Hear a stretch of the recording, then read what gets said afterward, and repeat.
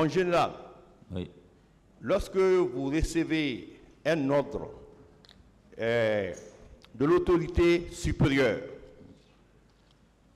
vous les répercutez au chef d'état-major particulier. Ceci répercute au commandant des grandes unités. Je veux savoir, après l'exécution de l'ordre, des ordres donnés par la haute autorité, qui doit vous faire le compte-rendu? C'est les chefs d'état-major particulier ou bien les commandants des grandes unités militaires? Maître, j'ai parlé de ça, comment ça se passe. Je l'ai fait et les chefs d'état-major m'ont remonté les informations qu'ils ont exécuté ce que j'ai dit. D'accord. Mon général, quelles étaient les attributions, quelles sont les attributions d'un chef d'état-major général des armées dans une armée républicaine au service de la nation? Vos attributions au moment du CNDD, quand on vous a nommé à ce poste. Vos attributions, vos compétences. Qu'est-ce qu'un chef d'état-major général doit faire à la tête de l'armée en tant que maillon sécuritaire du régime? Maître, je crois que j'ai parlé de ça ici. J'ai dit quand je suis venu pour la prise de service, on m'a dit ce que je dois faire et ce que je ne dois pas faire. Et je n'ai jamais fait ce qu'on m'a interdit de faire. D'accord. Après le massacre, quelle était l'atmosphère dans vos unités relevant de votre compétence? Après le massacre, quelle est l'atmosphère qui régnait dans les camps, qui relevait de votre autorité? Les grandes unités militaires, est-ce qu'il y avait l'angoisse, les gens étaient dans une situation morale très désagréable ou quoi? Ou bien c'est la même ambiance qui a continué comme avant le massacre? Maître, quand j'ai ordonné, les gens sont restés disciplinés dans les camps et les armes au faisceau.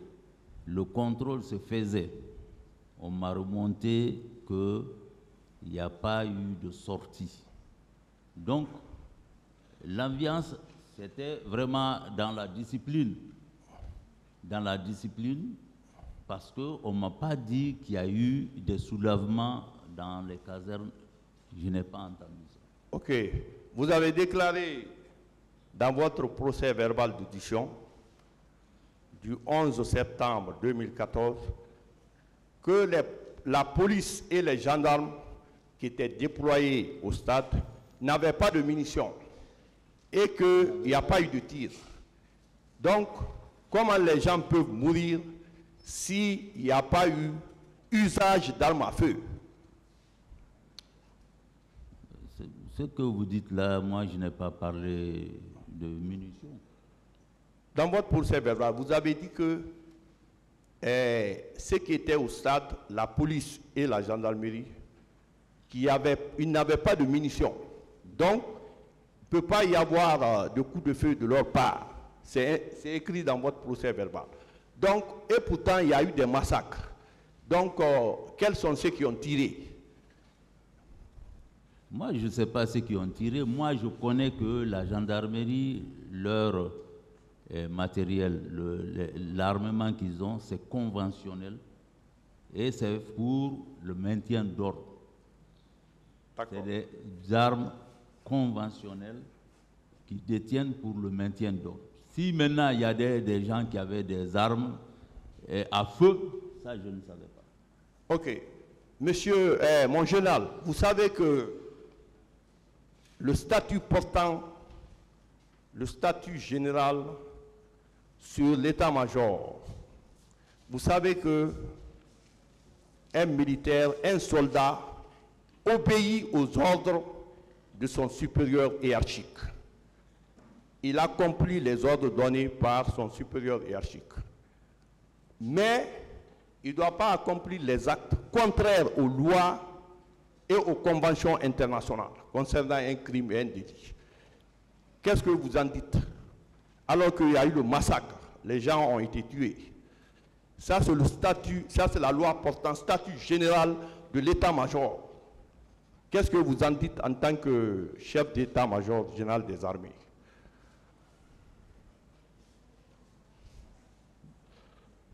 Je n'ai pas de commentaire à donner à cette question. Vous l'avez dit, statut général des forces armées. Oui, c'est-à-dire qu'un militaire, un soldat obéit aux ordres de son supérieur hiérarchique. Oui.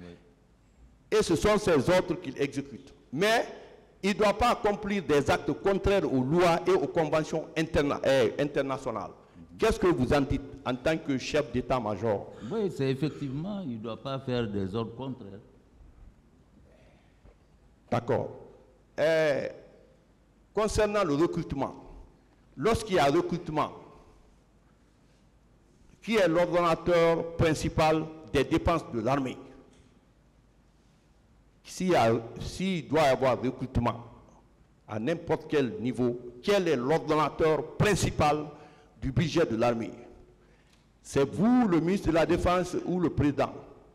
J'ai répondu à cette question hier, ça a été posé. J'ai largement expliqué ça ici. D'accord. Il est acquis au débat ici, l'un des accusés a déclaré que à la prise du pouvoir, le pouvoir n'était pas acquis à 100%. Donc, il fallait faire un recrutement. D'où le recrutement de Kaléa. Selon vos renseignements, ce recrutement, c'était pour l'armée ou bien c'était destiné à sécuriser la présidence? Selon vous, en tant que chef d'état-major, maillon sécuritaire du régime, qu'est-ce que vous en dites? Le recrutement des éléments de Kaléa, j'ai largement parlé de ça ici. Je n'ai pas de réponse à cette question même.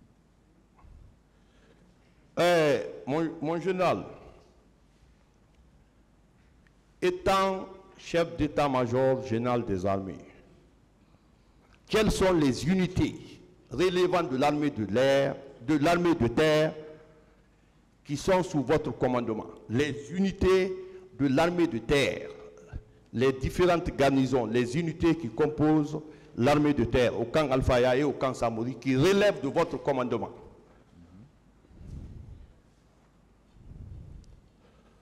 Maître, j'ai parlé de ça ici hier. J'ai répondu largement à cette question.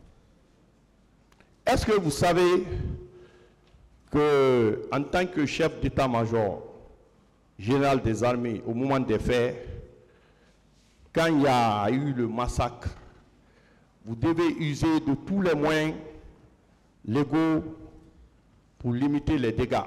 Vous le savez, en tant que chef d'état-major en fonction en ce moment. J'ai répondu à cette question hier.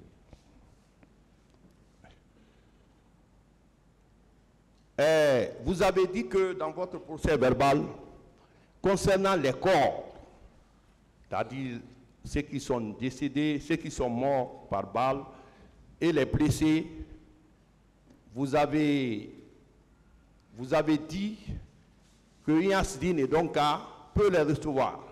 Et en même temps, vous avez fait des sollicitations à l'étranger, Côte d'Ivoire, Sénégal, le Maroc. Est-ce que vous avez eu des aides concernant les décédés et les blessés? J'ai répondu à cette question, ce n'est pas moi qui ai appelé. Est-ce que vous savez le fait qu'il y a eu le massacre, ça a créé beaucoup de problèmes parce que aujourd'hui, sur le box des accusés, dans le box des accusés, il y a plusieurs infractions, à savoir la non-assistance à une personne en danger, l'arrestation arbitraire, incendie volontaire, détention illégale d'armes de guerre et de munitions de première catégorie, attentat à la pudeur, outrage à l'agent de la force publique, pillage, torture, enlèvement, séquestration, vol à main armée, assassinat, meurtre, viol, violence sexuelle et complicité. Est-ce que vous savez que du fait de faire preuve de négligence et qu'il y ait eu ce massacre, aujourd'hui, la situation est très grave. Vous le savez, mon chef d'état-major? Je sais que la situation est grave.